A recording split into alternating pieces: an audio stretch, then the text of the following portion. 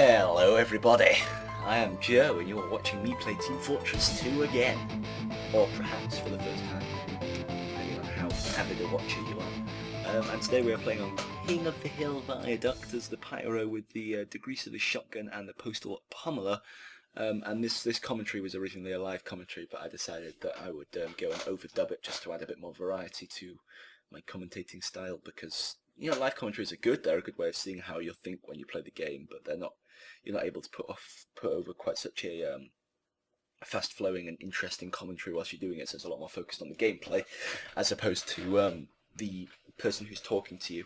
So today I'm going to talk to you about the Pyro class as a whole, why it is my favourite class, and why people who tell me that the Pyro is an easy class to play are in some ways right and in some ways horrifically wrong, and why people who say that every Pyro is an M1 Pyro needs to be put down and shot.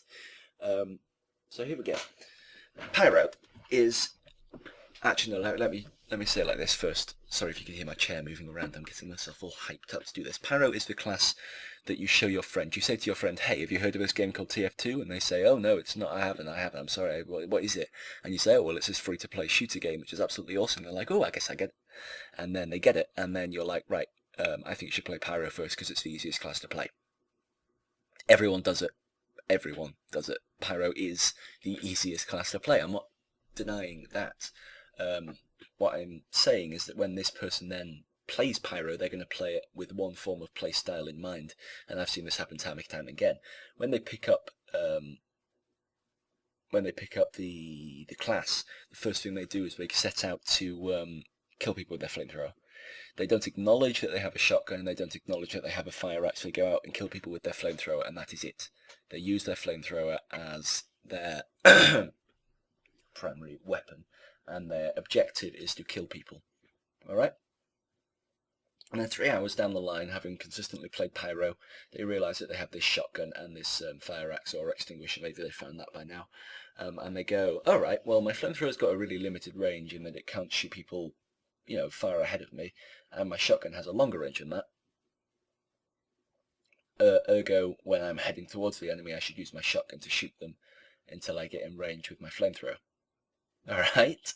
And then what they've done there is that they've made the logical progression in saying that I can inflict maximum damage by using my shotgun and my flamethrower in tandem together. And then they also realise that they have this fire axe thing which they can use in extremely close ranges when their enemy is on fire, providing its extinguisher to do massive amounts of damage. So their thinking still is that I am the class who is meant to destroy everything. I am there to kill people, that is my job. But they're getting more proficient at that, so that's the proficiency stage 1, should we say. And then they go to stage 3 after they've played this class now for... they've watched some videos on how to play Pyro, you know, they've got the mechanics down, they've realised that this nifty little air blast tool. They've hit stage 3, essentially. Stage 3. I am a Pyro. Okay, I have an air blast tool, I have fire, and I have a shotgun.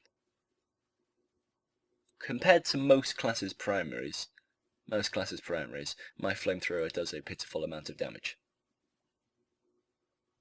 Okay, but I have this kind of flame effect, which distorts aim and makes people psychologically freak out. Okay, so they go, right, well, I'm not really great at killing people, but I am great at making people freak out, so maybe my objective should not be kill everyone, but more be, maybe if I make this guy freak out, then the whole push is going to get ruined and they're just not going to be able to take our objective. It's a lot more team-based, right? So this is like the third stage. They have realised that their job as a Pyro is not to kill everyone. You are not a killing machine. You are a machine who's there to disrupt the enemy's movement across the map and defend control points or attack control points by moving the enemy away from that area as opposed to killing the enemy. For example, like the Heavy does. His objective is to kill people because he has a massive ass minigun which lays down a tremendous amount of damage. A Pyro doesn't have that. So that's stage 3. Stage 4 is then when you become more proficient at stage 3 and you kind of disrupt the enemy movements and you become more proficient at it in the terms of you've learned how to push back rockets and grenades and you take less damage doing what your class is supposed to do. And that is the stage where, sorry, my chair again, I can hear it doing it all. That's the stage when you have become a good Pyro, which is actually useful to your team as opposed to a newbie Pyro. So when people say to me that the Pyro class is there just to hold down W and mouse 1 and kill people, I physically want to go up to them and slap them around the face because they are completely misjudging the point of the whole class in the game. When people come up to me and tell me Pyro is easy, I will acknowledge that with a shrug of my shoulders and go, nah, I guess it kind of is. Most classes in this game have a learning curve. Most classes do. The Heavy is debatable. His learning curve is a lot about where to position yourself on the map, which you gain through time. The Soldier's learning curve is about things like rocket jumping and where to aim your rockets. The Scout's learning curve is all about strafing and learning where your enemy is going to be when you move on your movement path and things like that. The Pyro's learning curve is really as simple as, I am a Pyro, I have these 3 weapons, which do 3 different jobs. And then you have these kind of steps of knowledge where you start realizing different things about your class. So your first step is that I have a flamethrower, I'm meant to kill people. Your second step is that I have a flamethrower, shotgun, and axe, I'm meant to kill people. Your third stage is that I have a flamethrower, shotgun, and axe. None of them doing very much damage, but I can make people run away like scaredy cats. And then your fourth stage is, I know what stage 3 is, but I'm just better at it, right? So that's my theory with the Pyros. As opposed to a curve, it's more of a step. Basically, of progression. So yeah, that's basically the Pyro class. So people are technically wrong when they say when they say Pyro is WM1, it doesn't take any skill, because it doesn't take skill to execute what you're doing. It takes knowledge to know, that what your job with the class is. And then that leads me on to the next point. Why are Pyros so goddamn useful to your team? And the reason for that is very simple. Pyros have this unshared ability in order to completely disrupt enemy pushes. They set people on fire, then people freak out and they run the hell out of there. So imagine a situation where the enemy team is pushing towards your last control point and they're all grouped up in one corridor. One Pyro runs in, sets them all on fire, that a whole team then gets terrified and starts running away. The Pyro didn't kill anyone, he probably got killed himself. But he single-handedly managed to end that timing push by setting them on fire and making them have to run away and actively go and find health. Right? And then the second incredibly almost unshared feature the Pyro has over any other class is the ability to completely deny an uber charge via air blasting. You air blast a medic away from his target, or both of them away from the point where they're trying to get to, and the uber charge is useless. And this ability is somewhat shared by a soldier and somewhat shared by a demo man, but not really. It's a lot more consistent with the Pyro and probably requires a lot less skill and therefore is easier to execute.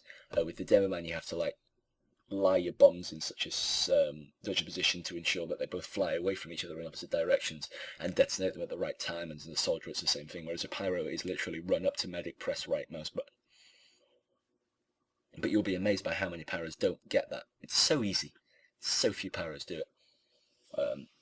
So the Pyro really is this fantastic mixed breed of being able to completely stop pushes, defend, deflect rockets, deflect grenades. It is honestly my favourite class in the whole game for the pure, unadulterated reason that it is just so versatile and can slot itself into so many situations. It can attack, it can defend, it can do countless things. And it's also really easy to play. Gets people playing the game.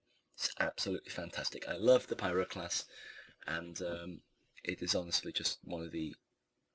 When I play TF2, I look forward to playing the Pyro, shall we say. So yeah, that was my little rant on why the Pyro be the most awesome class in the Hura game. I have been Joe. You have been watching me for about 9 minutes now, so you should probably go and get some fresh air. And I will see you guys next time. Thank you for watching.